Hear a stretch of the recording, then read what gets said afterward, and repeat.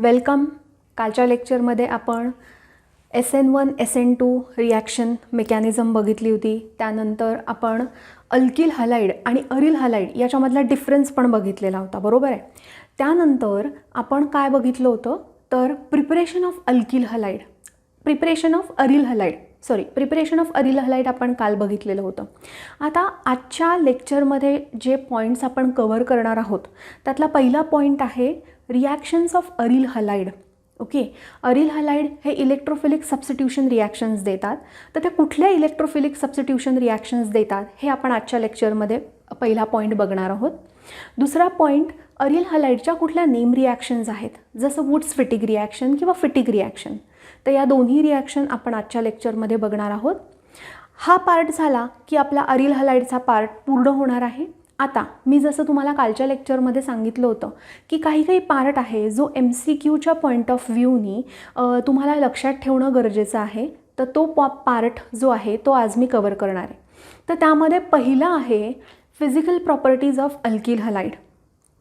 त्यानंतर uses of हॅलोजिनेटेड compounds. ह्या ज्या काही गोष्टी आहेत ह्या तुम्हाला जितक्या छोट्या छोट्या करून लक्षात ठेवता येतील, त्याचा क्रक्स जेवढा तुम्ही लक्षात ठेवाल तेवढं तुम्हाला ते अप्लाय करायला सोपं जातं मोठे मोठे पॅरेग्राफ वाचण्यापेक्षा. तर आपण आज हे पॉईंट्स कव्हर करणार आहोत राहिलेले सगळे. आणि सगळ्यात शेवटीचा पॉईंट आपण जो बघणार आहोत तो आहे प्रिपरेशन ऑफ ग्रिग्नार्ड रिएजंट. आता हा सगळ्यात शेवटी मी का घेतला आहे, कारण की यानंतरचा जो चॅप्टर आहे अल्कोहोल, फिनॉल आणि इथर, तिथे या ग्रिग्नार्ड रिएजंटचा मेजर रोल आहे आणि तो ताजा लक्षात राहावा म्हणून सगळ्यात शेवटी ती रिॲक्शन मी घेतलेली आहे. ओके, सो आपला आजचा हा टॉपिक कवर झाला की आपण 15 क्वेश्चन्स जस्ट ट्रायल म्हणून आपण MCQचे सॉल्व्ह करणार आहोत, बरोबर. ओके, म्हणजे मी तुम्हाला क्वेश्चन सॉल्व्ह करून दाखवणार आहे. तुम्हाला खाली डिस्क्रिप्शनमध्ये तो क्वेश्चन पेपर पण मिळेल. तुम्ही घरी आधी सॉल्व्ह करायचा प्रयत्न करा आणि मग राहिलेला पार्टचा व्हिडिओ तुम्ही बघू शकता, त्याचं एक्सप्लेनेशन तुम्ही बघू शकता. ओके, सो आता आपण सुरू करूया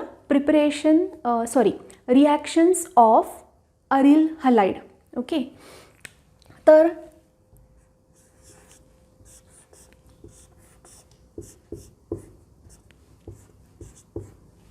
क्लोरोबेन्झीन आहे.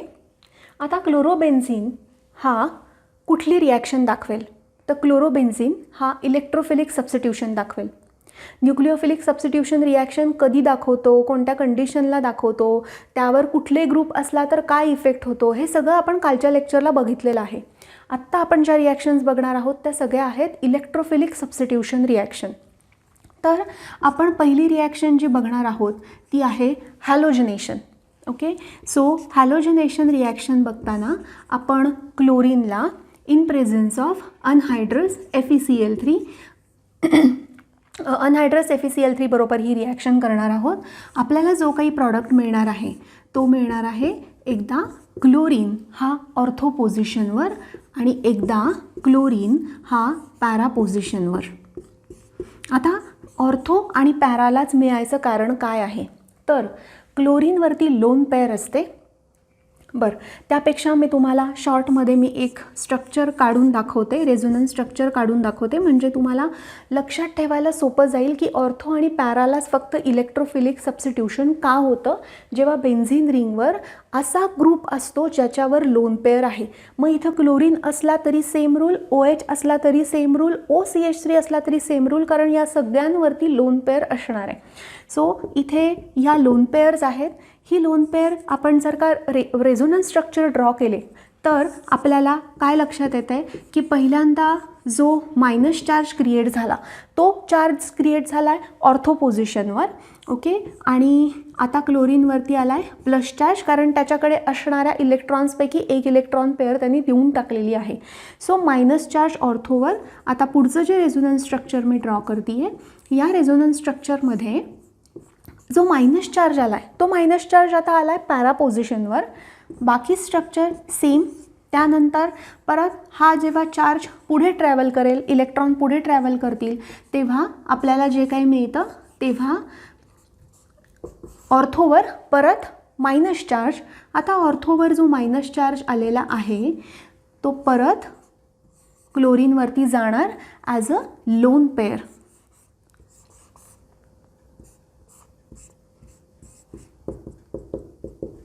आता आपल्याला काय कळालं या सगळ्या स्ट्रक्चरमधून, तर आपल्याला हे कळालं आहे की ऑर्थो पोझिशनवर मायनस चार्ज आहे, पॅरा पोझिशनवर मायनस चार्ज आहे आणि परत ऑर्थो पोझिशनवर मायनस चार्ज आहे.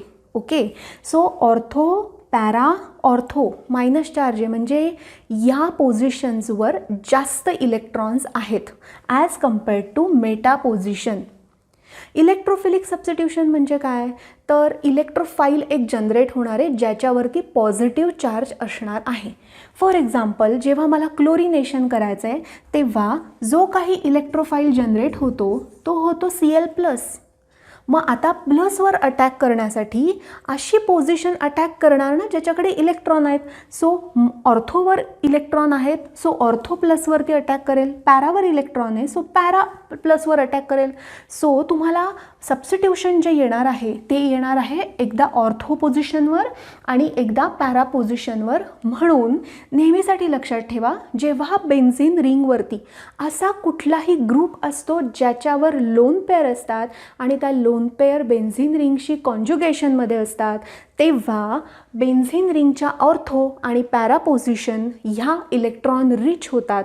इलेक्ट्रॉन रिच पोझिशनच अटॅक करू शकतात अशा स्पेसिसवर ज्याच्यावरती पॉझिटिव्ह चार्ज आहे आणि त्या रिस्पेक्टिव्ह पोझिशनवर म्हणजे ऑर्थो आणि पॅरावरती तुम्हाला त्या इलेक्ट्रोफाईल आलेला दिसतो. ओके, सो आपल्याला मिळाला आहे ऑर्थो क्लोरो डायबेन्झीन आणि पॅरा डायक्लोरोबेन्झीन आणि ऑर्थो डायक्लोरोबेन्झीन. आता यामधला मेजर आणि मायनर कसा ओळखायचा, तर मेजर आणि मायनर ओळखण्यासाठी सोपी गोष्ट आहे. जिथे जास्त गर्दी नाही, जिथे व्यवस्थित सिमेट्री आहे असा प्रॉडक्ट मेजर फॉर्म होतो आणि जिथे थोडीशी गर्दी होते किंवा क्राउडिंग होतं दोन ग्रुप जवळ आल्यामुळे तो प्रॉडक्ट मायनर असतो. आणि आता बाय प्रॉडक्ट्स तुम्हाला लिहायचे आहेत. क्लोरोबेन्झीनचे 2 हायड्रोजन जे निघणार आहे, तर मी याला लिहिते ट्वाईस HCl. रिॲक्शन बॅलन्स झाली आहे का तुम्ही एकदा बघू शकता. इकडे 4 क्लोरीन्स आहेत, इथेही 4 क्लोरीन्स आहेत. सो हे होतं क्लोरिनेशनच्या बाबतीत. आता मी तुम्हाला जेव्हा इलेक्ट्रोफिलिक सबस्टिट्यूशन रिॲक्शनचे पुढचे टाईप सांगणार आहे तेव्हा मी तुम्हाला कुठला इलेक्ट्रोफाईल जनरेट होतो हे सुद्धा मी तुम्हाला एक्सप्लेन करणार आहे.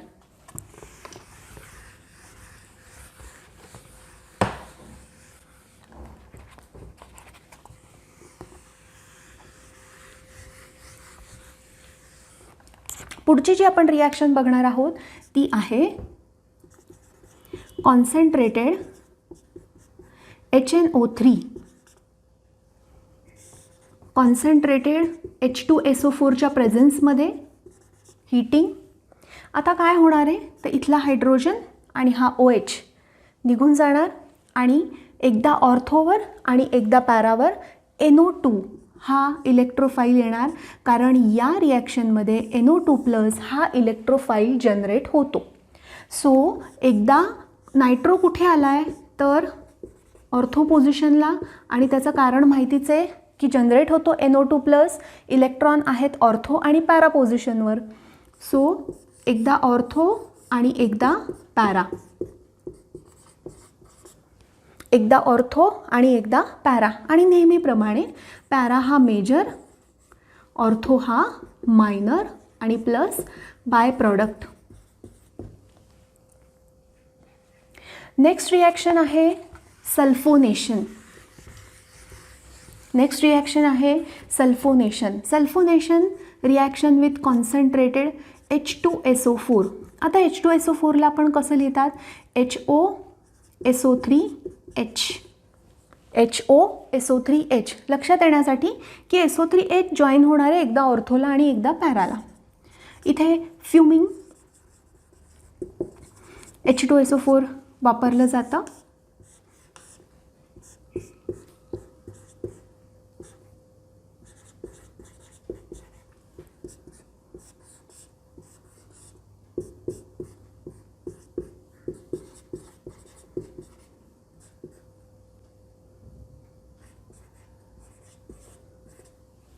सेम हा आहे मेजर, हा आहे मायनर.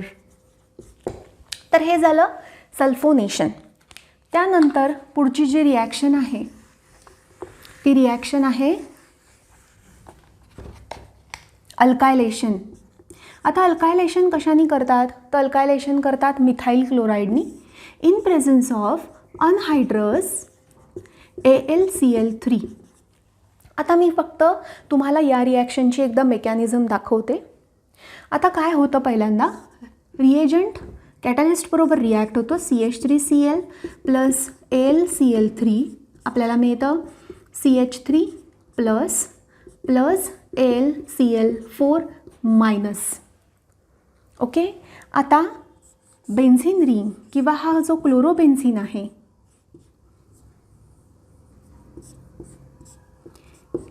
तो CH3 प्लसवर अटॅक करणार आहे. कोण कोणावर अटॅक करेल, ज्याच्याकडे इलेक्ट्रॉन आहेत तो, ज्याच्याकडे इलेक्ट्रॉन नाहीत त्याच्यावर अटॅक करेल. उलटा अटॅक बऱ्याच वेळा दाखवला जातो, पण ज्याच्याकडे इलेक्ट्रॉन आहेत म्हणजे पायबॉन्ड आहेत तो अटॅक अशा स्पेसिसवर करणार ज्याच्यावरती पॉझिटिव्ह चार्ज आहे. सो यांनी अटॅक केला.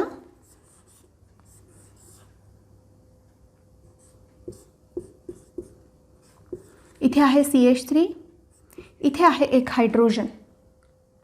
ओके. सो हा जो तयार झालेला आहे याला इंटरमिजिएट म्हणतात. हा स्टेबल आहे. कशामुळे हा स्टेबल असेल, तर रेझोनन्समुळे. आता आपल्याला पुढे जाताना या AlCl4 जे तयार झालेलं आहे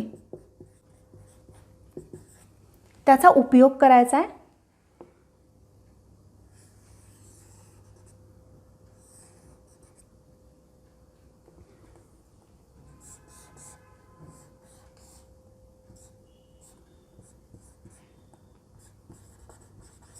डबल बॉन्ड परत आलेला आहे आणि आपल्याला काय मिळालेलं आहे, तर ऑर्थोवर CH3. सो अशी ही मेकॅनिझम होते. आधी CH3 प्लस हा इलेक्ट्रोफाईल जनरेट होतो. बेन्झिन रिंग या इलेक्ट्रोफाईलवर अटॅक करते. अटॅक केल्यानंतर AlCl4 मायनस हायड्रोजन काढून घेतो आणि अरोमाटायझेशन स्टेप होते. बेन्झिनला त्याचे इलेक्ट्रॉन्स परत मिळतात आणि CH3 ऑर्थो पोझिशनवर येतो. सेम अटॅक तुम्ही पॅरानी दाखवला की तुम्हाला पॅरा पोझिशनला सुद्धा CH3 मिळेल. मग आता आपल्याला याचे प्रॉडक्ट्स कळालेले आहेत. त्याचे प्रॉडक्ट्स आहेत, दुसरा प्रॉडक्ट आहे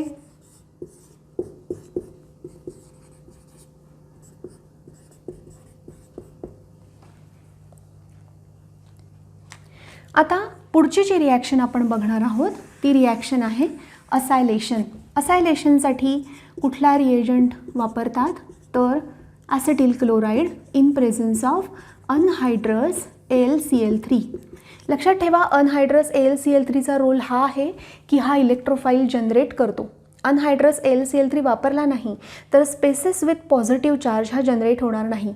सो टू जनरेट इलेक्ट्रोफाईल हा एकदम इम्पॉर्टंट रोल प्ले करतो अनहायड्रस AlCl3.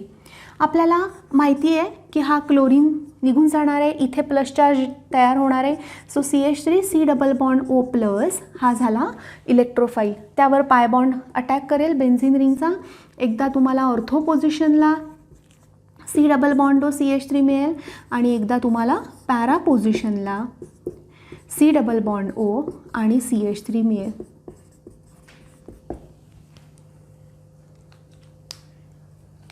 रिॲक्शन बॅलन्स करून घेऊ शकता. मेकॅनिझमवर माझा जास्त फोकस आहे. कुठे जर का रिॲक्शन लिहिताना 2 वगैरे मेन्शन करायचा राहिलेला असू शकतो तर तुम्ही तिथे रिॲक्शन बॅलन्स करून घेऊ शकता. रिॲक्शन बॅलन्सिंग तुम्हाला माहितीच आहे, प्रॉडक्ट साईडचे ॲटम्स काउंट करायचे, रिॲक्टंट साईडला पण तेवढेच ॲटम एक्झॅक्टली आलेले पाहिजेत. सर या सगळ्या होत्या electrophilic substitution reactions of aryl halide. आपण तो सिलेक्ट केला होता क्लोरोबेन्झिन. आता पुढच्या ज्या 2 रिॲक्शन आहेत अरिल हलाइडच्या, ज्या नेम रिॲक्शन आहेत त्या नेम रिॲक्शन आपण घेणार आहोत. त्यातली पहिली रिॲक्शन जी आहे ती आहे Wurtz Fittig reaction. Wurtz Fittig reaction. आता वुड्स फिटिक रिॲक्शन काय? वुड्स रिॲक्शन सारखीच आहे, फक्त एक जे हलाइड आपण वापरलेलं आहे ते असणारे अरिल हलाइड. 2 सोडियम प्लस एक जे असणारे ते असणारे अल्किल हलाइड. याची reaction in presence of dry इथर आपल्याला काय मिळणार आहे? तर सबस्टिट्यूटेड. आपल्याला काय मिळणार आहे? Substituted aryl halide. Substituted aryl halide.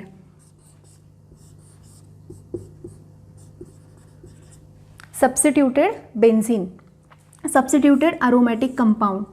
कारण क्लोरीन हा सोडियम आणि हा क्लोरीन असे ट्वाईस NaCl हे ॲज अ बाय प्रॉडक्ट म्हणून बाहेर पडतात. आणि हा जो प्रॉडक्ट आहे हा काय आहे? तर सबस्टिट्यूटेड अरोमॅटिक कंपाऊंड. या रिॲक्शनला म्हणतात वुड्स फिटिक रिॲक्शन. आता फिटिक रिॲक्शन कुठली आहे? तर फिटिक रिॲक्शनमध्ये अरिल हलाइडचीच रिॲक्शन केली जाते. अरिल हलाइडला सोडियम बरोबर रिॲक्ट करतात इन प्रेझन्स ऑफ ड्राय इथर. काय मिळेल?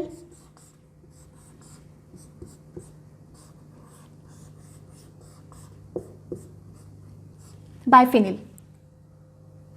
सो जेव्हा अरोमॅटिक हलाइड किंवा अरिल हलाइड बरोबरच कपल होतो तेव्हा त्या रिॲक्शनला म्हणतात फिटिक रिॲक्शन.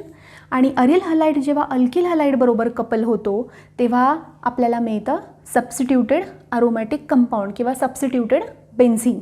ओके.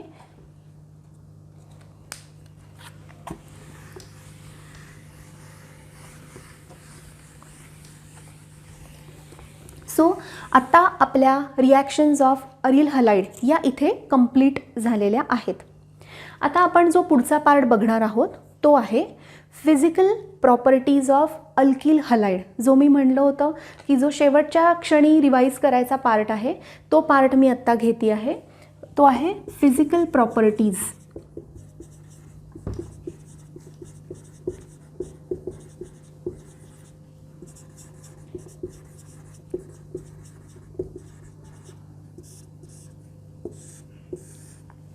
आता फिजिकल प्रॉपर्टीजमध्ये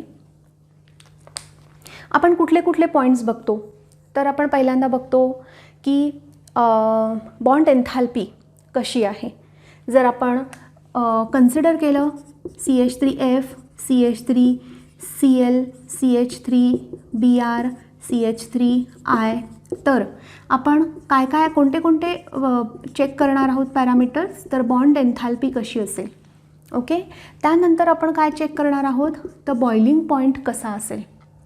ओके. तर CH3F, CH3Cl, CH3Br, CH3I याच्यामध्ये जेव्हा fluorine to chlorine, chlorine to bromine, bromine to iodine size वाढत जाते. जशी साईज वाढेल तसं ओव्हरलॅपिंग तेवढं एफिशियंट नसतं. बॉन्ड लेंथ वाढते. बॉन्ड लेंथ वाढली की तो बॉन्ड ब्रेक करायला कमी एनर्जी लागेल. म्हणजे बॉन्ड लेंथ जेवढी कमी तेवढी बॉन्ड एन्थॅल्पी जास्त. म्हणजे याच्यामधलं डिस्टन्स जेवढं कमी तेवढं ब्रेक करायला बॉन्ड एन्थॅल्पी जास्त लागणार. सो ही सगळ्यात जास्त बॉन्ड एन्थॅल्पी CH3Fची असणार, मग CH3Cl, मग CH3Br आणि मग CH3I. ही काय होणार आहे? तर डिक्रीज होत जाणार आहे बॉन्ड एन्थॅल्पी. CH3 आणि I, कार्बन आणि I यांचं जे ओव्हरलॅपिंग आहे ते तेवढं एफिशियंट नाही आहे. आयोडीन मोठा आहे, कार्बनची साईज तुम्हाला माहिती आहे, आयोडीनचा ॲटॉमिक नंबर, कार्बनचा ॲटॉमिक नंबर माहिती आहे, जसं मी पहिल्या लेक्चरमध्ये सांगितलं होतं. आणि ओव्हरलॅपिंग हे प्रॉपर नसल्यामुळे बॉन्ड लेंथ जास्त होते. बॉन्ड लेंथ जर का जास्त झाली तर बॉन्ड ब्रेक करायला जास्त एनर्जी लागत नाही आणि म्हणून याची बॉन्ड एन्थॅल्पी सगळ्यात कमी आहे. सगळ्यात जास्त बॉन्ड एन्थॅल्पी CH3Fची आहे. आता पुढचा पॉईंट आपण चेक करूया की बॉइलिंग पॉईंट. आता बॉइलिंग पॉईंट चेक करताना आपल्याला हेच बघायचं आहे की मास कुणाचं जास्त आहे. Fluorine to chlorine, chlorine to bromine, bromine to iodine जेव्हा आपण येत जातो तेव्हा त्यांचे जे मासेस आहेत ते ॲटॉमिक मासेस वाढत जातात. ॲटॉमिक मास वाढलं की व्हंडर वॉल फोर्स ऑफ अट्रॅक्शन वाढतं आणि बॉइलिंग पॉईंट हा वाढत जातो. सो बॉइलिंग पॉईंट जो आहे तो डाऊन द ग्रुप काय होणार आहे, इन्क्रीज होणार आहे. म्हणजे जर तुम्ही CH3F, CH3Cl, CH3Br, CH3I मध्ये कन्सिडर केलं तर सगळ्यात जास्त बॉइलिंग पॉईंट हा CH3Iचा असेल. त्याची दोन कारणं आहेत, ॲटॉमिक साईज आणि ॲटॉमिक साईजमुळे नंतर व्हंडर वॉल फोर्स ऑफ अट्रॅक्शन जे वाढतं ॲटॉमिक मास वाढलं की. सो आपण बॉइलिंग पॉईंटचाही मुद्दा कवर केला आहे. पण आत्ता आपला फोकस कुणावर होता तर साईज ऑफ हॅलोजन ॲटमवरती. आता बॉइलिंग पॉईंटच आपण चेक करणार आहोत, तर त्यासाठी मी 2 ते 3 कंपाऊंड्स लिहिते, मग आपण बघूया.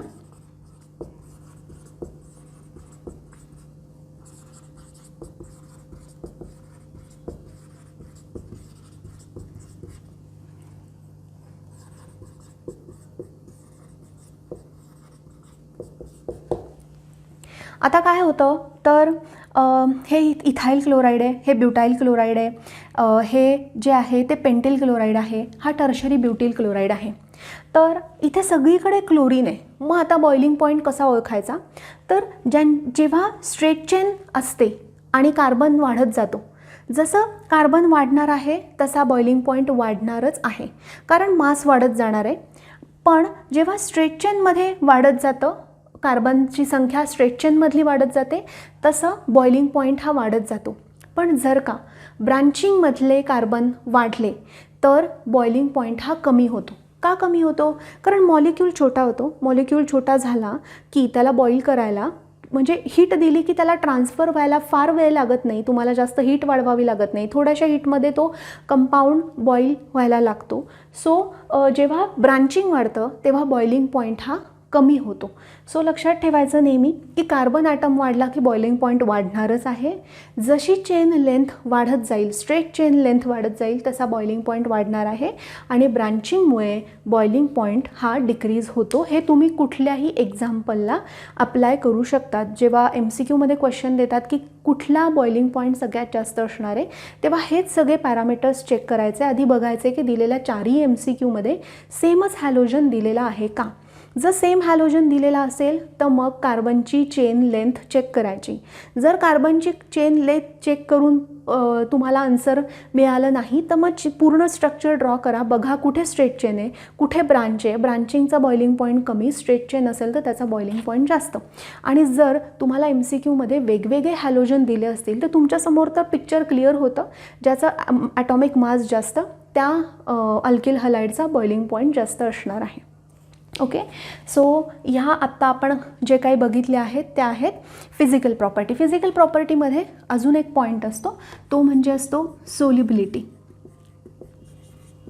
आता सोल्युबिलिटीमध्ये जे अल्किल हलाइड्स आहेत, हे अल्किल हलाइड्स आणि अल्किल हलाइड्स यांच्यामधलं अट्रॅक्शन हे खूप स्ट्रॉंग आहे. आणि अल्किल हलाइड जर तुम्ही वॉटरमध्ये डिझॉल्व्ह करायचा प्रयत्न केला तर अल्किल हलाइड आणि वॉटर यांच्यामध्ये कुठल्याही प्रकारचं हायड्रोजन बॉन्डिंग हे तयार होणार नाही आहे. आणि हायड्रोजन बॉन्डिंग तयार होत नाही, कुठल्याच टाईपचं बॉन्डिंग नाही आहे, म्हणून अल्किल हलाइड हे वॉटरमध्ये सोल्युबल नाही आहेत. ओके.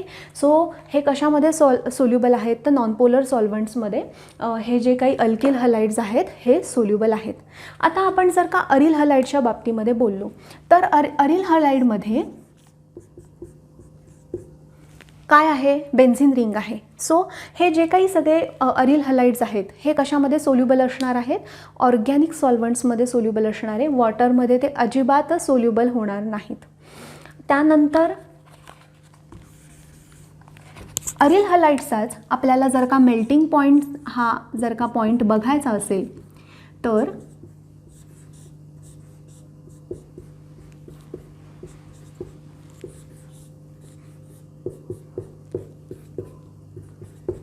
या तिन्ही स्ट्रक्चरमधला कुणाचा मेल्टिंग पॉईंट जास्त आहे. असंच तुम्हाला सिमिलर स्ट्रक्चर काढून देतील किंवा अजून काहीतरी त्यामध्ये वेगवेगळे ग्रुप ॲड करून देतील. आपल्याला लक्षात काय ठेवायचं आहे की जेव्हा पॅरा पोझिशनला म्हणजे 2 ग्रुप हे विथ रिस्पेक्ट टू पॅरा असतात तेव्हा त्यांचं जे फिटिंग आहे, क्रिस्टलमधलं जे फिटिंग आहे ते फिटिंग एकदम प्रॉपर असतं. आणि मग ते फिटिंग ब्रेक करण्यासाठी त्या लॅटिस एनर्जीपेक्षा जास्त एनर्जी तुम्हाला अप्लाय करावी लागते आणि म्हणून काय होतं तर याचा मेल्टिंग पॉईंट वाढतो. जसं जसं सिमेट्री कमी कमी होत जाते किंवा डिस्टर्ब होत जाते तसा तसा तो मेल्टिंग पॉईंट काय होत जातो कमी कमी होत जातो. सो पॅराचा मेल्टिंग पॉईंट हा जास्त, मग मेटाचा आणि मग ऑर्थोचा. सो हे आत्ता आपण फिजिकल प्रॉपर्टीजमधले मेन पॉईंट्स कवर केलेले आहेत. आता यातला कुठलाही पॉईंट जर का राहिला असेल तर आपण MCQ सॉल्व करताना त्याचं डिटेल एक्सप्लेनेशन आपण बघणार आहोत. दुसरा म्हणजे की तुमच्या पुस्तकाच्या सिक्वेन्सप्रमाणे मी माझे टॉपिक्स घेतलेले नाही आहेत. हा रिव्हिजन लेक्चर आहे आणि यामध्ये अल्किल हलाईड कंप्लीट केल्यानंतर मी अरिल हलाईड सुरू केला, त्यांच्यामधला डिफरन्स दाखवला. याचं कारण हे की कुठल्याही सिक्वेन्सने आला तुम्हाला पॉईंट म्हणला की तुम्हाला तुमच्या डोळ्यासमोर आलं पाहिजे की याच्यामध्ये कुठले पॉईंट्स आहेत. सो तुम्ही सिक्वेन्सला स्टिक राहू नका. तुम्ही सध्या जे काही व्हिडिओज आहेत ते व्हिडिओज व्यवस्थित बघून तुम्ही त्याच्यावर थोडासा विचार करा, थोडंसं चिंतन करा की हे आपल्याला MCQमध्ये कसं अप्लाय करता येणार आहे. ही सगळी theory MCQ point of views सांगितलेली आहे. पुढचा पार्ट आता जो आपण बघणार आहोत तो आहे युजेस ऑफ हॅलोजनेटेड कंपाऊंड. आता युजेस ऑफ हॅलोजनेटेड कंपाऊंड जे बुकमध्ये दिलेली आहे ती पूर्ण खूप मोठी माहिती त्यांनी दिलेली आहे. तर एवढे सगळे पॉईंट्स लक्षात ठेवण्यापेक्षा काही छोट्या छोट्या गोष्टी ज्या महत्त्वाच्या आहेत किंवा ज्याच्यावर क्वेश्चन येऊ शकतो असे पॉईंट्स फक्त तुम्ही लक्षात ठेवा. ते पॉईंट्स काढून मी बोर्डवर लिहिलेले आहे. तर फ्रिऑन्स आहे, तर फ्रिऑन्सचा यूज कशामध्ये आहे तर रेफ्रिजरंट म्हणून फ्रिऑन्स यूज करतात फ्रीजमध्ये किंवा एअर कंडिशन्समध्ये. आता फ्रिऑन्स हा कशासाठी रिस्पॉन्सिबल आहे तर ओझोन डिप्लेशनसाठी. आता हे 10th आपण सगळं वाचलेलं असतं. सो फ्रिऑन्स हा अगदी सोपा आहे, तुम्हाला माहिती आहे. त्यानंतर आहे डायक्लोरोमिथेन. तर डायक्लोरोमिथेन त्याचा एक यूज आहे मेजर, तो सॉल्व्हंट म्हणून वापरला जातो. डायक्लोरोमिथेन हा सॉल्व्हंट म्हणून वापरला जातो का, कारण की त्याचं जो बॉइलिंग पॉईंट आहे तो बॉइलिंग पॉईंट कमी असल्यामुळे कुठल्याही रिॲक्शन मिक्सचरमधनं आपल्याला जर का सॉल्व्हंट काढून टाकायचं असेल तर असा मिक्सचर घेतात, असा सॉल्व्हंट घेतात की ज्याचा बॉइलिंग पॉईंट खूप कमी आहे आणि जो इझिली निघून जाऊ शकतं, जे सॉल्व्हंट इझिली निघून जाऊ शकतं. सो डायक्लोरोमिथेन हा म्हणजे एक खूप चांगला सॉल्व्हंट आहे आणि तो वापरला जातो. त्यानंतर त्याचा यूज आहे डिग्रीसर म्हणून, ग्रीस काढण्यासाठी वापरतात किंवा पेंट रिमूव्हलमध्ये वापरतात.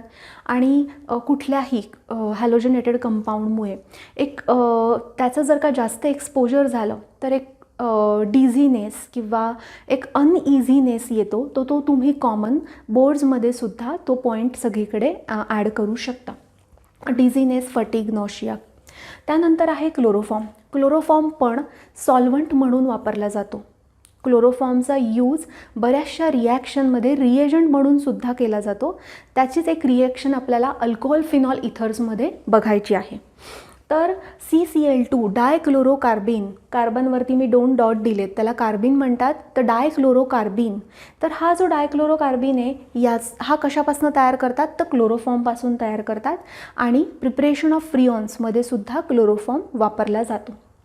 त्यानंतर आहे कार्बन टेट्राक्लोराईड. तर कार्बन टेट्राक्लोराईड काय, तर carbon tetrachloride he as a solvent म्हणून वापरतात. तुम्हाला सिम्पल रिॲक्शन जर का आठवत असेल तर alkene plus Br2 in presence of CCl4. CCl4 काय आहे तर सॉल्व्हंट आहे, तर ते CCl4 सॉल्व्हंट म्हणून वापरतात. हा त्याचा पहिला यूज आहे. दुसरा म्हणजे द सोर्स ऑफ क्लोरीन, क्लोरीनचा सोर्स म्हणून वापरतात. त्यानंतर it is used as a cleaning agent आणि तो टॉक्सिक असतो. टॉक्सिक हा पॉईंट तुम्ही सगळीकडे लिहू शकता. त्यानंतर आहे ऑयडोफॉर्म. आता टॉक्सिक तुम्ही काय लिहू शकता की एका सर्टन लिमिटनंतर जास्त एक्सपोजर झालं तर ते टॉक्सिक आहेत असं स्पेसिफिक तुम्ही मेन्शन करू शकता. आता आयडोफॉर्म आहे. आयडोफॉर्मचा यूज अँटीसेप्टिक हे आपल्याला माहिती आहे, सगळ्यांना माहिती आहे. त्यानंतर जास्त जर का एक्सपोजर झालं तर सेंट्रल नर्वस सिस्टीमला अफेक्ट करतं. सो हे सगळे जे काही मेन यूजेस आहेत हे तुम्ही फक्त वर्डिंग वाईज लक्षात ठेवले तर तुम्हाला बोर्ड्सलाही त्याच्यावर फार जास्त वेळ द्यायला लागणार नाही. आणि आता स्पेसिफिक युजेस रिलेटेड जर का काही MCQ येत असतील तर ते आपण MCQ डिस्कस करताना आपण डिटेलमध्ये घेणार आहोत.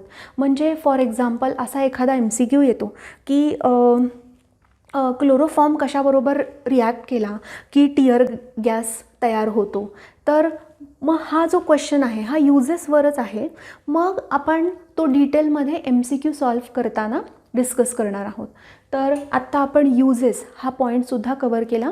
मी फक्त एकदा रिवाईज करते. आधी पहिल्या लेक्चरला आपण नॉमेनक्लेचर, डेफिनेशन किंवा आपण preparation, reactions of alkyl halide या घेतल्या होत्या. नंतर आपण SN1 SN2 रिॲक्शन बघितल्या.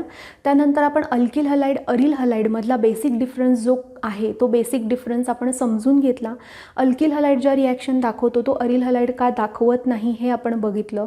न्यूक्लिओफिलिक सबस्टिट्यूशन काय आहे ते आपण बघितलं. त्यानंतर आपण पुढे जाऊन अरिल हलाइड प्रिपरेशनच्या मेथड्स बघितल्या. अरिल हलाइड्सच्या रिॲक्शन आजच्या लेक्चरमध्ये बघितल्या आहेत. फिटिग रिॲक्शन आणि वुड्स फिटिग रिॲक्शन या दोन नेम रिॲक्शन, कपलिंग रिॲक्शन्स आपण पाहिलेल्या आहेत. त्यानंतर फिजिकल प्रॉपर्टी हा जो पॉईंट MCQमध्ये विचारला जातो सारखा तो पॉईंट मी आज कव्हर केलेला आहे. अल्किल हलाइड्सचा पण आणि अरिल हलाइड्सचा पण. आणि त्यानंतर लास्ट पॉईंट जो होता तो होता युजेस ऑफ हॅलोजनेटेड कंपाऊंड्स. अजून एक पार्ट राहिला आहे तो म्हणजे प्रिपरेशन ऑफ ग्रिग्नार्ड रिएजंट. आता ग्रिग्नार्ड रिएजंट काय आहे तर अल्किल हलाइड जेव्हा ॲक्टिव्ह मेटल लाईक मॅग्नेशियम बरोबर रिॲक्ट होतात आपल्याला जेव्हा कंपाऊंड मिळतो RMgX. या RMgXला म्हणतात ग्रिग्नार्ड रिएजंट. आता हा ग्रिग्नार्ड रिएजंट काय आहे तर Grignard reagent is an organometallic compound. It is an organometallic compound. Carbon organic, metal organometallic compound. तर ह्या कंपाऊंडचा यूज काय आहे तर ह्या कंपाऊंडचा यूज असा आहे की या कंपाऊंडमुळे तुम्हाला डायरेक्ट कार्बन आणि कार्बनमध्ये बॉन्ड फॉर्म करता येतो. कारण हा मॅग्नेशियम प्लस आहे आणि हा जो R आहे तो मायनस आहे. का कारण मेटल बरोबर कार्बन आहे. आपल्याला माहिती आहे पिरियॉडिक टेबलमध्ये as we move from left to right in the periodic table electronegativity increases. आता मेटल आहे इलेक्ट्रोपॉझिटिव्ह. मेटलपेक्षा कार्बन हा कसा असणार आहे इलेक्ट्रोनिगेटिव्ह. सो हा जो कार्बन आहे त्याच्यावरती मायनस चार्ज असणार आहे, मॅग्नेशियमवरती प्लस चार्ज असणार आहे. सो नेहमी अटॅक हा R मायनसच करणार आहे.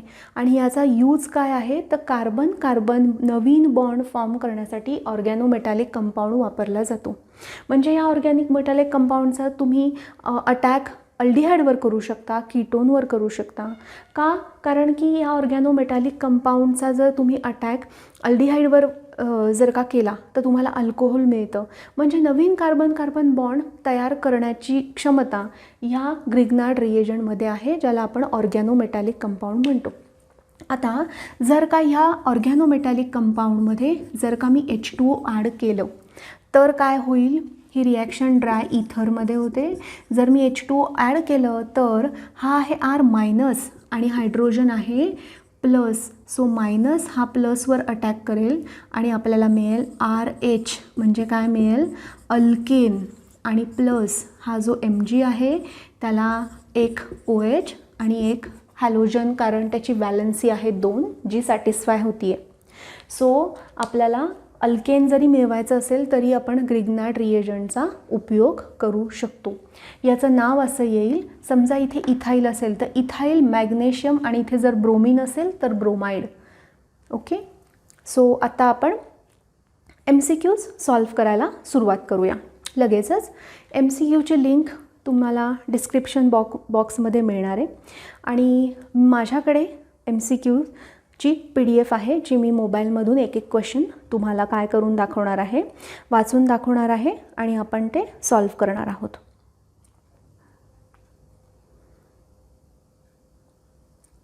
तर पहिला क्वेश्चन आहे which reagent cannot be used to prepare an alkyl halide from an alcohol. Which reagent cannot be used to prepare an alkyl halide from an alcohol. आता त्याचे जे काही ऑप्शन आहेत ते ऑप्शन आहेत, मी इथे शॉर्टमध्ये क्वेश्चन लिहिते की आपल्याला प्रिपेअर काय करायचं आहे, तर ROH टू RCl आणि विचारलं आहे कुठला रिएजंट आपण वापरत नाही. पहिला रिएजंट आहे SOCl2, दुसरा रिएजंट आहे PCl5, तिसरा रिएजंट आहे NaCl आणि चौथा जो रिएजंट आहे तो HCl प्लस ZnCl2. आता आपला प्रिपरेशनचा चार्ट आठवा. प्रिपरेशनच्या चार्टमध्ये आपल्याला लक्षात येईल की SOCl2 आपण वापरला आहे. SOCl2च्या रिएक्शनला डार्झन्स रिॲक्शन असंही म्हणतात. हे तुम्हाला आता MCQसाठी जे जे छोटे पॉईंट्स येतील ते मी पॉईंट्स तेव्हाच्या तेव्हा सांगत जाईन. सो SOCl2च्या रिएक्शनला डार्झन्स रिॲक्शन असंही म्हणतात. आता SOCl2 पासून SOCl2 वापरून ROH टू RCl बनवता येतं. PCl5 आणि PCl3 सुद्धा ROH टू RCl या कन्व्हर्जनसाठी वापरतात. HCl आणि ZnCl2 याला आपण म्हणतो लुकास रिएजंट, किंवा जेव्हा कॉन्सन्ट्रेट HCl आणि ZnCl2 वापरतात त्याला ग्रूव्ज प्रोसेस असं सुद्धा म्हणतात. मग आता राहिलं काय, तर NaClनी ROH टू RCl असं कन्व्हर्जन आपल्याला करता येणार नाही. का करता येणार नाही, त्याचं जर का कारण हवं असेल तर अल्कोहोल आणि NaCl ह्यांना कंबाईन करण्यासाठी आपल्याकडे तसं कंबाईनच होणार नाही, ते एकमेकांमध्ये मिक्सच होणार नाहीत. हा सॉल्ट आहे, हा ऑर्गॅनिक कंपाऊंड आहे, ते रिॲक्ट कसं होणार, काहीच ड्रायव्हिंग फोर्स नाही आहे. सो हे कन्व्हर्जन NaCl करू शकणार नाही. ओके, आता आपण जाऊया पुढच्या MCQला. पुढचा MCQ आहे, एक रिॲक्शन दिली आहे.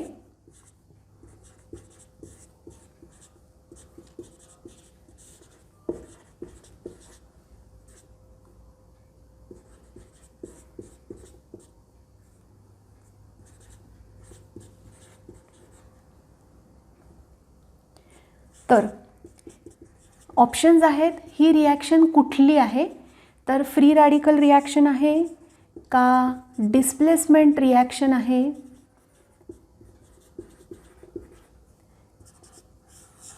का इलिमिनेशन रिॲक्शन आहे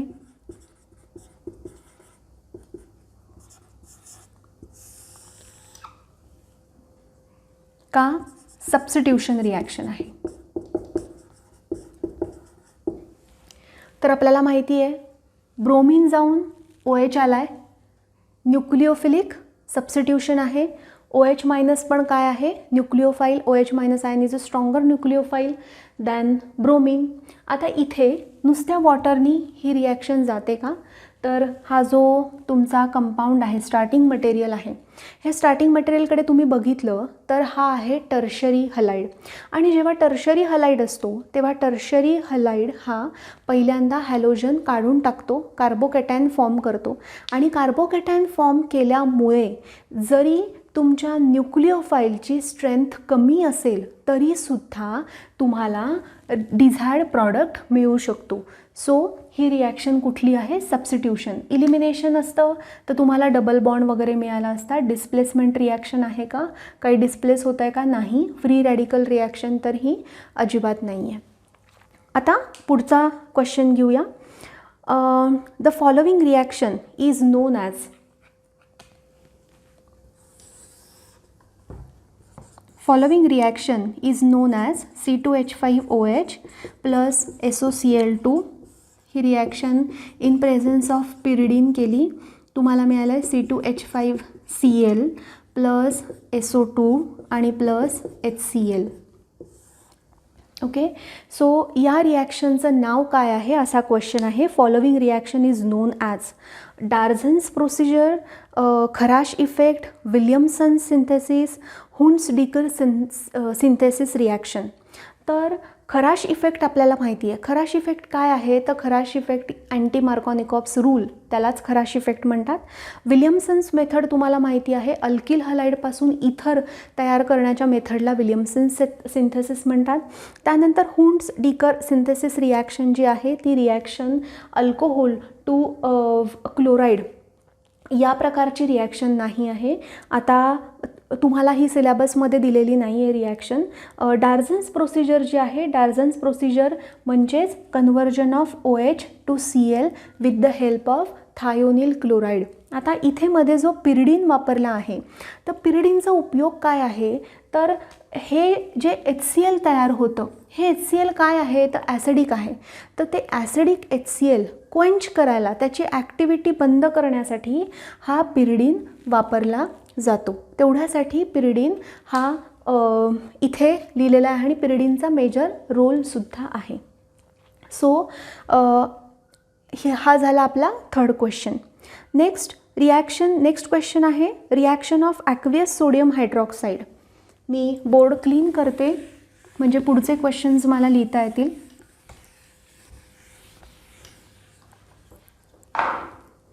नेक्स्ट आहे reaction of aqueous sodium hydroxide on ethyl bromide and the chlorobenzene gives. Ethyl bromide आणि दुसरा आहे chlorobenzene. Reaction of aqueous sodium hydroxide on ethyl bromide and aqueous NaOH produces और gives. Option 1 आहे ethyl alcohol and no reaction. दुसरा जो दिला आहे तो same ethyl alcohol and phenol. तिसरा जो दिलेला आहे तो सेम इथिल अल्कोहोल आणि ऑर्थोक्लोरोफेनॉल. आणि चौथा जो दिलेला आहे तो आहे इथिन आणि ऑर्थोक्लोरोफेनॉल. आता समजा आपण असं कन्सिडर करूया की कुणीतरी अभ्यास केलेला नाही आहे आणि त्यांना अजिबातच काही माहिती नाही आणि त्यांना करेक्ट आन्सर शोधून काढायचं आहे. आता करेक्ट आन्सर शोधून काढताना आपल्याला माहिती आहे की जेव्हा क्लोरोबेन्झीनपासून फेनॉल तयार करतात तेव्हा काही नेम रिॲक्शन्स आहेत, त्या नेम रिॲक्शन्स वापरून आपण क्लोरोबेन्झीनपासून फेनॉल हा तयार करू शकतो. त्यामुळे इथे अशी कुठलीही रिॲक्शन कंडिशन मेन्शन नाही, त्याच्यामुळे फेनॉल तयार होणारच नाही आहे. जेव्हा आपण ऑर्थोक्लोरोफेनॉल म्हणतो, ऑर्थोक्लोरो जर का फेनॉल आपण जर का काढला, याचं स्ट्रक्चर जर का आपण काढलं, लगेच आपल्याला क्रॉस चेक करता येतं. ऑर्थोक्लोरोफेनॉल हा जर का आपण काढला तर काय होऊ शकतं बघा. तुम्ही फेनॉलवर इलेक्ट्रोफिलिक सबस्टिट्यूशन जर का केलं, म्हणजे फेनॉलचं हॅलोजनेशन जर का केलं, तर तुम्हाला हा प्रॉडक्ट मिळणार आहे. ॲक्वियस NaOHनी असा प्रॉडक्ट कधीही मिळत नाही. इथिन इलिमिनेशन रिॲक्शन आहे आणि आपल्याला माहिती आहे इलिमिनेशन रिॲक्शन ह्या अल्कोहोलिक NaOHने जातात, अल्कोहोलिक KOHने जातात. त्या रिॲक्शन कधीही ॲक्वियसनी जात नाहीत. मग फेनॉल तर तयार होणार नाही आहे. ऑर्थोक्लोरोफेनॉल हे इलेक्ट्रोफिलिक सबस्टिट्यूशन नंतरच बनतं. सो ऑर्थोक्लोरोफेनॉल ज्या ज्या ऑप्शनमध्ये आहेत ते ऑप्शन सगळे कट होणार आहेत. मग आता राहिलं काय, तर इथिल अल्कोहोल आणि नो रिॲक्शन. आपण बघितलेलं आहे त्याचं रिझन की क्लोरोबेन्झीन आणि ॲक्वियस NaOHची रिॲक्शन होत नाही, कारण क्लोरोबेन्झीनमध्ये क्लोरीन आणि बेन्झीन रिंगच्या कार्बनमध्ये डबल बॉन्ड आहे. तो डबल बॉन्ड कॅरेक्टर ब्रेक करणं, डायरेक्ट न्यूक्लिओफिलिक सबस्टिट्यूशन होणं पॉसिबल नाही. त्याला काही विगरस कंडिशन्स अप्लाय कराव्या लागतात किंवा ऑर्थो आणि पॅरा पोझिशनवर काय असावं लागतं, electron विड्रॉईंग group like nitro. So हा होता आपला 5वा MCQ. 4था MCQ. 5वा MCQ आपण बघूया. इथिलिडिन डायब्रोमाइड इज. स्ट्रक्चर विचारलं आहे. इथिलिडिन डायब्रोमाइड. मी नाव लिहिते आहे.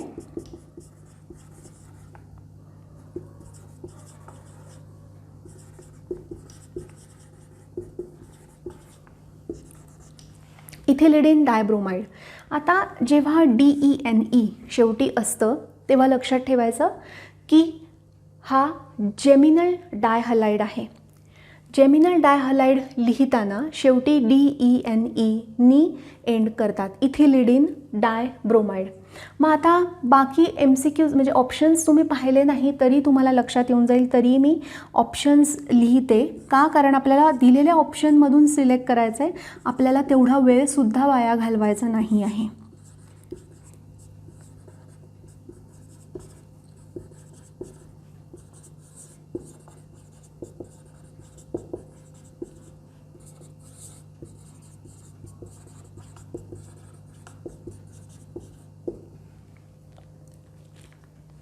आता आपल्याला काय करायचं आहे, तर आपल्याला करेक्ट आन्सर चूज करायचं आहे इथिलीन डायब्रोमाइडचं. तर पहिल्यांदा आपण चुकीचे ऑप्शन्स कट करूया. तर चुकीचे ऑप्शन हा आहे इथाइल ब्रोमाइड, सो हा तर गेला, आपल्याला नाव माहिती आहे इथाइल ब्रोमाइड. दुसरं मी तुम्हाला म्हणलं की DENE शेवटी लावलं की त्याला तो असतो जेमिनल डायहॅलाइड. जेमिनल डायहॅलाइड म्हणजे काय, तर एकाच कार्बनवर 2 हॅलोजन असतील तेव्हा त्याला म्हणतात इथिलिडीन किंवा अल्किलिडीन डायहॅलाइड. ओके, सो आता हा जो आहे हा आहे विसिनल डायहॅलाइड. शेजारच्या कार्बनवरती जर 2 हॅलोजन असतील, सख्खे शेजारी कार्बनवरती जर का 2 हॅलोजन असतील तर त्याला म्हणतात विसिनल.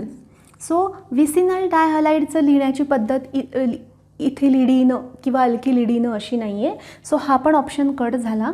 आता हा जो आहे इथे दिलाय मध्ये डबल बॉन्ड, तर डबल बॉन्ड दिला तर इथिलिडीन डायब्रोमाइड झालं का, तर नाही. हे याचं जर का तुम्ही नाव लिहायचा प्रयत्न केला तर काय नाव येईल आणि हे स्ट्रक्चर बरोबर आहे का हे आपण बघूया. जर स्ट्रक्चर बरोबर असेल तर त्याचं नाव काय येईल, तर 1,1 डायब्रोमो इथिन. ओके, सो हे पण स्ट्रक्चर बरोबर नाही आहे. So correct structure is CH3CH Br. याला म्हणतात जेमिनल डायहॅलाइड आणि जेमिनल डायहॅलाइडचं नाव लिहिताना कॉमन नेम सिस्टीममध्ये इथिलिडीन, अल्किलिडीन असं वापरलं जातं, लक्षात ठेवा MCQसाठी. नेक्स्ट जो MCQ आता आपण बघणार आहोत तो आहे preparation of alkyl halide in laboratory is least preferred by. Preparation of alkyl halide in laboratory is least preferred by. मी ऑप्शन सांगते. पहिला ऑप्शन आहे डायरेक्ट हॅलोजनेशन ऑफ अल्किन. दुसरा ऑप्शन आहे हलाइड एक्सचेंज. तिसरा ऑप्शन आहे addition of hydrogen halide to alkene. आणि चौथा आहे ट्रीटमेंट ऑफ अल्कोहोल. मी एकदा लिहिते म्हणजे जर कोणी मिसआउट केलं असेल तर ते सुद्धा माझ्याबरोबर ट्यून होऊ शकतात. प्रिपरेशन ऑफ अल्किल हलाइड म्हणजे RX प्रिपेअर करायचं आहे लॅबमध्ये.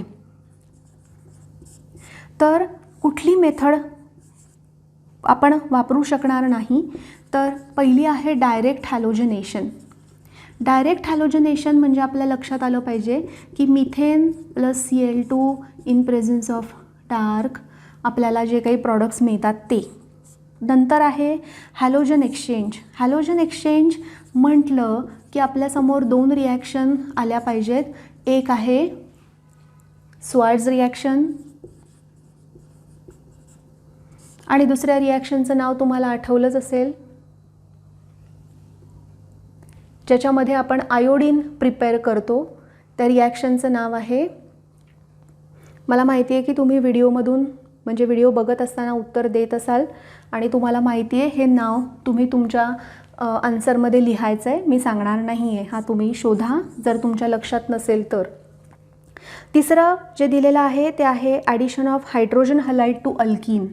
आता हा अल्किन आहे आणि त्याच्यावर हायड्रोजन हलाइड मला ॲड करायचे. आणि चौथी जी मेथड आहे ती मेथड दिली आहे की ट्रीटमेंट ऑफ अल्कोहोल.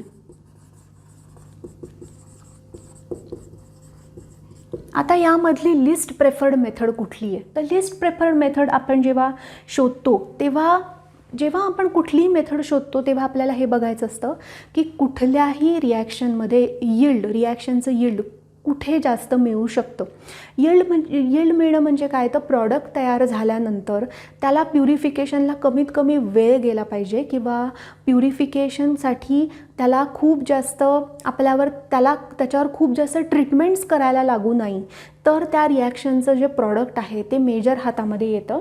तर आता जर आपण हॅलोजन एक्सचेंज बघितला तर हॅलोजन एक्सचेंजमध्ये आपल्याला खूप चांगली यील्ड मिळते, त्यामुळे हॅलोजन एक्सचेंज हे आन्सरच नाही आहे, कारण आपल्याला लिस्ट यील्ड असणारी मेथड शोधायची आहे. त्यानंतर ही रिॲक्शन एकदम व्यवस्थित जाते, तुम्हाला मेजर आणि मायनर प्रॉडक्ट मिळतो जर का तुमचा अल्किन हा सिमेट्रिक नसेल तर. सिमेट्रिक असेल तर एकच प्रॉडक्ट मिळणार आहे. त्यानंतर ट्रीटमेंट ऑफ अल्कोहोल. आता ट्रीटमेंट ऑफ अल्कोहोल आपल्याकडे भरपूर साऱ्या मेथड्स आहेत, SOCl2, PCl3, PCl5. तर या सगळ्या मेथडनी चांगली यील्ड मिळते. मग आता राहिली कुठली, तर डायरेक्ट हॅलोजनेशन. आता डायरेक्ट हॅलोजनेशनमध्ये प्रॉब्लेम काय आहे, तर जोपर्यंत एक एक हायड्रोजन रिप्लेस होत नाही तोपर्यंत ही रिॲक्शन चालूच राहते. आणि जर ही चालूच राहिली तर कधीपर्यंत चालू राहते, जोपर्यंत सगळे हायड्रोजन हे रिप्लेस होत नाही आणि सगळ्याची क्वांटिटी थोडी थोडी थोडी थोडी मिळते. बरं, हे जे प्रॉडक्ट्स आहेत, हे प्रॉडक्ट्स त्यांचा बॉइलिंग पॉईंट खूप जवळजवळ असल्यामुळे तुम्ही त्यांना सेपरेट आऊट करू शकत नाही. हा सगळ्यात मोठा ड्रॉबॅक आहे. तुम्हाला सगळ्याचं मिक्सचर मिळतं, एक कुठलीच गोष्ट नीट तुम्हाला मिळत नाही. So direct halogenation is not a good method. आता आपण पुढच्या MCQकडे जाणार आहोत. पुढचा MCQ आहे, in Wurtz reaction alkyl halide reacts with. आता तोंडी उत्तर आहे, sodium in dry ether, sodium in ether, sodium only and alkyl halide in ether. आता ऑलरेडी अल्किल हलाइड ते म्हणलेले आहेत. सो अल्किल हलाइड कुणाबरोबर रिॲक्ट होतं, तर सोडियम बरोबर रिॲक्ट होतं आणि ही reaction in presence of dry ether होते. सो याचा आन्सर आहे ड्राय इथर.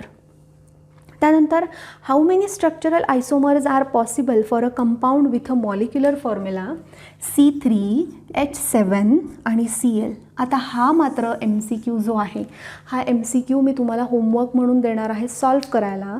त्याचं कारण हे जेव्हा आपण आयसोमर लिहिणार आहोत त्या रिलेटेड मला काही गोष्टी सांगायच्यात. सो आत्ता मी हा MCQ म्हणून घेत नाही. मी तुम्हाला उद्या MCQ सॉल्व करायच्या आधी एक 5 मिनटं हा पॉईंट आयसोमर्सचा मी तुम्हाला एक्सप्लेन करेल. त्याबरोबर मला ऑप्टिकल आयसोमर्सबद्दल पण सांगायला आवडेल. नेक्स्ट आहे, use of chlorofluorocarbon is not encouraged because they destroy oxygen layer, they eat away ozone in the atmosphere, third they damage refrigerator and air conditioner, and D, they are harmful to the eyes of people who use it. So use of chlorofluorocarbon is not encouraged because they eat away the ozone in the atmosphere, ज्यामुळे ozone depletion होतं आणि बाकीचे जे काही problems आहेत त्यामुळे होणारे ते वाढत जातात. त्यानंतर chloroform reacts with concentrated HNO3 to give. आता मी जसं तुम्हाला मगाशी यूजेस सांगताना म्हणलं की काही काही असे क्वेश्चन्स आहेत जे क्वेश्चन्स क्लोरोफॉर्मच्या यूज म्हणजे क्लोरोफॉर्मवर काहीतरी रिॲक्शन करून मग जो मिळतो प्रॉडक्ट त्याचा काही यूज आहे. तर असे जे काही स्पेसिफिक गोष्टी आहेत त्या आपण MCQ सॉल्व करताना कव्हर करणार आहोत.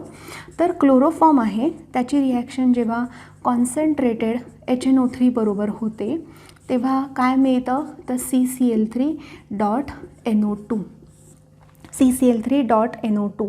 आणि हे जे मिळतं आपल्याला जो काही कंपाऊंड मिळतो तो कंपाऊंड आहे टिअर गॅस. तो कंपाऊंड आहे टिअर गॅस. आता होमवर्कसाठी दुसरं आपल्याला या कंपाऊंडचं नाव शोधायचं आहे, कारण MCQ तुम्हाला कंपाऊंडचं नाव विचारतील, हा कंपाऊंड कुणापासून बनवला आहे तो विचारतील, या कंपाऊंडचा काय म्हणून उपयोग करतात, तर टिअर गॅस म्हणून उपयोग करतात हेही विचारतील. तर हा होमवर्कसाठी दुसरा क्वेश्चन आहे. त्यानंतर नेक्स्ट क्वेश्चन आहे, the use of product obtained as a result of reaction between acetone and chloroform. परत युजेसवर क्वेश्चन आहे. हे सगळे क्वेश्चन आपण घेणार आहोत. मी तुम्हाला नोट्स पॉईंटमध्ये हे मी तुम्हाला लिहून देईल. Reaction of acetone CH3 C double bond O CH3 आणि क्लोरोफॉर्म CHCl3. तर यापासून जो काही क्लोरेटोन हा कंपाऊंड तयार होतो, हा कंपाऊंड हिप्नॉटिक म्हणून वापरला जातो. हा कंपाऊंड हिप्नॉटिक म्हणून वापरला जातो. तर याचं जे स्ट्रक्चर आहे हे स्ट्रक्चर असं आहे.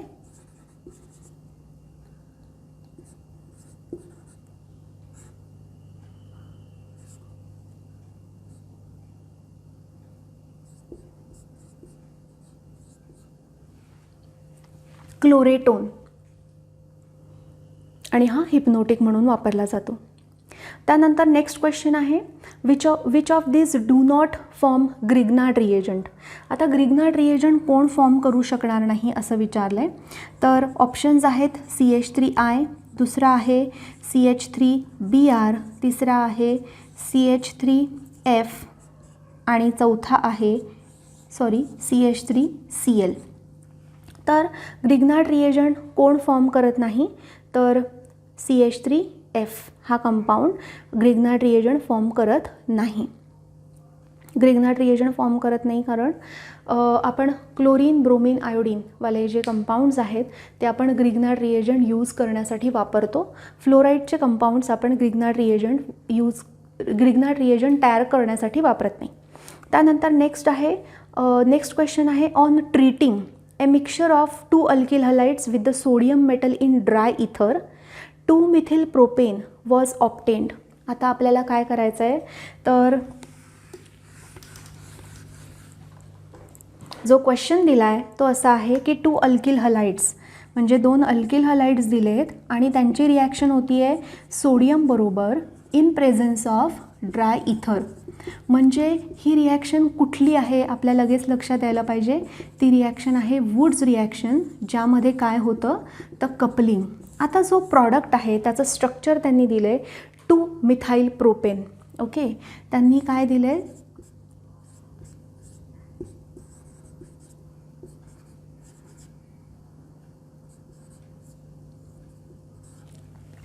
तर त्यांनी असं सांगितलं आहे की 2-मिथाइल प्रोपेन वॉज ऑप्टेंड. तर अल्किल हलाइड्स कुठले कुठले असतील, तर आता मी त्याचे जे ऑप्शन्स आहेत ते लिहिते. पहिला आहे 2-क्लोरोप्रोपेन अँड क्लोरोमिथेन. जो दुसरा आहे तो आहे 2-क्लोरोप्रोपेन अँड क्लोरोइथेन. तिसरा आहे क्लोरोमिथेन अँड क्लोरोइथेन आणि चौथा आहे क्लोरोमिथेन अँड 1-क्लोरोप्रोपेन. या सगळ्याचे जर का तुम्ही स्ट्रक्चर काढून बघितले, तर आता मी समजा 2-क्लोरोप्रोपेनचं स्ट्रक्चर काढून बघितलं तर CH3 CH Cl CH3. Okay, आणि मी क्लोरोमिथेन काढला तर Cl आणि CH3.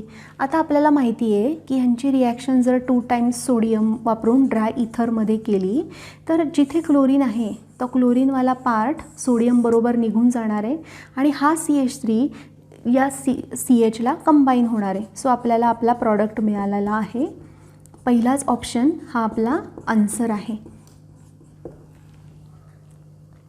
ओके, त्यानंतर नेक्स्ट जो काही आपला क्वेश्चन आहे तो क्वेश्चन आहे which is used in the manufacture of plastic. Which compound is used in the manufacture of plastic. आता प्लास्टिकसाठी काय वापरतात, तर पहिला आहे CCl4, दुसरा आहे CH2 डबल बॉन्ड CH2I, तिसरा आहे HCH ट्रिपल बॉन्ड CH आणि जो चौथा आहे तो आहे CH2 डबल बॉन्ड CHCl. तर हा जो आहे विनाइल क्लोराईड, हा विनाइल क्लोराईड जर खूप वेळा रिपीट झाला याला म्हणतात एक मोनोमर. ह्या एका युनिटला म्हणतात एक मोनोमर. असं हे monomer number of times couple होतं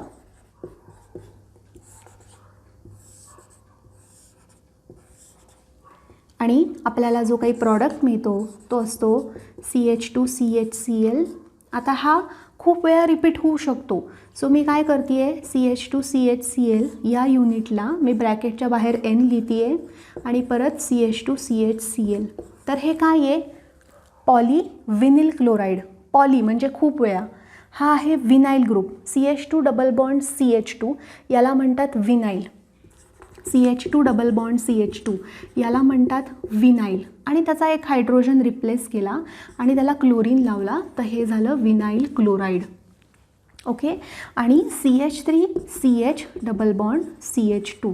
आता याचा एक हायड्रोजन मी काढला आणि मी त्याला जर का क्लोरीन लावला तर जो ग्रुप तयार होतो त्याचं पण आपल्याला नाव शोधायचं आहे. हा आहे तुमच्यासाठी पुढचा होमवर्क. नेक्स्ट क्वेश्चन आहे when ethyl alcohol C2H5OH reacts with thionyl chloride in presence of pyridine, product obtained are. आता हा आपल्याला माहिती आहे, अगदी तोंडी आन्सर आहे याचं.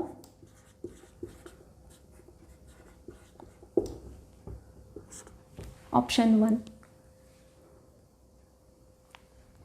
सो इथे आपण आता 15च MCQ आज सॉल्व्ह केलेले आहेत आणि या सगळ्या MCQची लेवल अगदी इझी होती. तर आपण उद्यापासून जे MCQ सॉल्व्ह करणार आहोत ते थोडेसे मॉडरेट लेवलचे MCQज असणार आहेत आणि त्यांची डिफिकल्टी लेवल थोडी जास्त असणार आहे आणि त्याला मला द्यायला लागणारं एक्सप्लेनेशन पण वेगळं असणार आहे. आज थेअरी प्लस MCQ घेतले, त्यामुळे MCQ आपण 15 कवर केलेले आहेत आज, कारण आपण उद्या MCQ अजून घेणार आहोत.